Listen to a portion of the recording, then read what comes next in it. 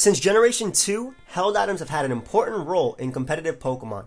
From recovering HP with leftovers, healing status with berries, or outright boosting stats with choice items, every generation has brought new tools to the competitive Pokemon scene.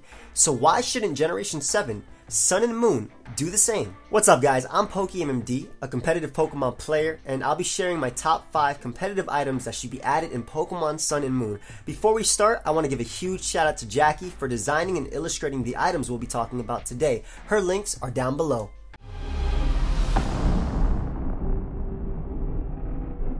In X and Y, we were introduced to the Assault Vest, a new item that raises a Pokemon's special defense by 50%, but only allows it to use attacking moves. Pokemon like Tornadus Therian benefited greatly from this item, allowing them to switch in on strong attacks like Latios' Draco Meteor and tank the hit. I always liked the Assault Vest and wish that there was an item like that for physical defense. That's why at number 5 we have the Defense Vest. Boosting your physical defense by 50%, the Defense Vest could highly benefit Pokemon with versatile movesets like Jirachi.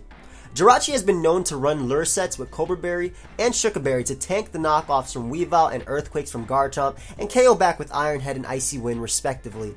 However, because said berries reduce the damage from super effective hits to 50% and the Defense Vest would only reduce those hits to 67% power, it would have a ton of competition and is therefore number 5 on the list.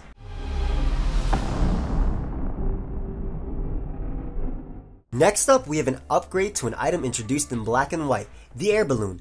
The Air Balloon protects the user from ground-type attacks, as well as grounded entry hazards such as spikes, sticky web, and toxic spikes. When the user is hit with an attack, the Air Balloon pops. There was one hazard that the Air Balloon didn't protect you from, Stealth Rock, and I wanted to change that. At number 4, we have the Safety Balloon. The idea of this balloon is that it is made of reinforced nylon fabric. Basically, it's very light and very strong. It enables you to fly much higher than the air balloon, allowing you to avoid Stealth Rock upon switching while keeping all of the air balloon's original use. Pokemon who are 4 times weak to Stealth Rock, like Volcarona, would love this item, being able to switch in when rocks are up with no fear. Unfortunately, a lot of Pokemon that would love this item, like Mega Charizard Y and Mega Pinsir, already hold Mega Stones. That and the fact that it breaks when hit with an attack leaves the Safety Balloon at number 4.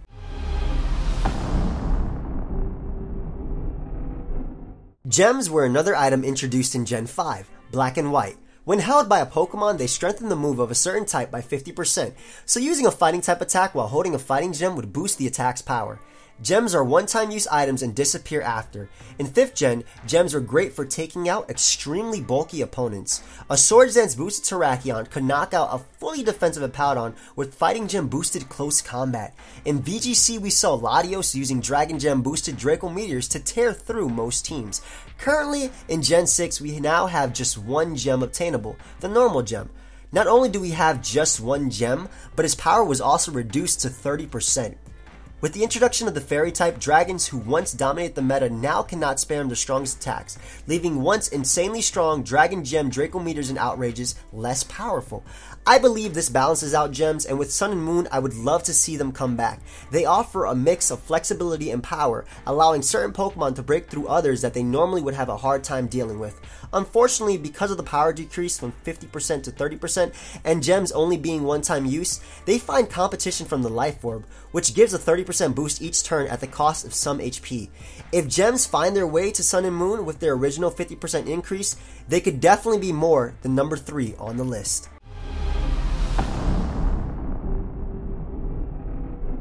Speed control is extremely important in Pokemon. From doubling a team's speed for a few turns with Tailwind or slowing down an opponent with Thunder Wave or Icy Wind, speed has always been an important part in competitive Pokemon. You don't always have to be fast to outspeed though. Generation 4, Diamond and Pearl introduced a new type of speed control, Trick Room. For 5 turns, the slowest Pokemon will move first, making Trick Room a viable playstyle as there were plenty of strong, slow Pokemon that could abuse it. Trick Room's main issue was that it only lasts 5 turns, and the turn that you set up Trick Room counts as the first. So, at number 2, we have the Trick Room Rock. Similar to the Damp Rock increasing rain turns, the Trick Room Rock increases the 5 turns of Trick Room to 8 when held by a Pokemon. This allows the slower, bulkier Pokemon that need to switch in to benefit from Trick Room more time to do damage, making other playstyles like Offense, which generally rely on strong, fast, frail Pokemon, more complex to use. Before we go to number 1, I'll show you 2 items that were originally on the list, but deemed too good to actually be in Pokemon Sun and Moon. The first item is a Nullifier, a key-shaped item with a powerful orb in the middle that gives the holder the Mode Breaker ability stacked with their original ability. Imagine a Landorus Therian with Mode Breaker Earthquakes to hit Rotom Wash, still retaining Intimidate. Or a setup Pokemon that does not care about unaware users such as Clefable and Quagsire and can hit them with boosted attacks. The second item is the Status Reflector. Similar to a Pocket Mirror, this item does exactly as the name implies. It reflects status and can only be used once. If Thunder Wave or Will-O-Wisp is used on the Pokemon holding the Status Reflector, the mirror would break, bouncing back the burn or paralysis onto the Pokemon who originally used it. This mirror doesn't only reflect status moves. If a Pokemon were to use Scald on someone holding the Status Reflector and burn it, that burn would also be bounced back onto the original Pokemon. This and the Nullifier would allow setup Pokemon to be ridiculously hard to beat. You can see why I took them off the list.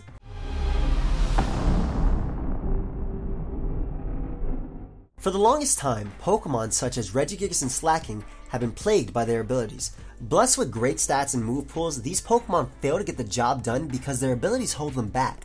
Slaking cannot move every other turn, while Regigigas has to suffer with half its attack and speed for 5 turns. At number 1, we have the Ability Suppressor, a brace that negates the ability of the Pokemon holding it.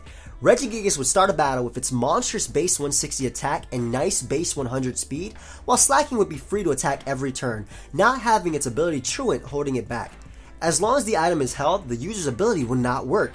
This opens up great doors for trick users as well. For example, Xatu has the Magic Guard ability, which bounces back status moves and entry hazards. If Xatu is tricked in Ability Suppressor, Magic Guard would no longer work and you could status Xatu or set up hazards on it. This also applies to Pokemon with the ability Unaware.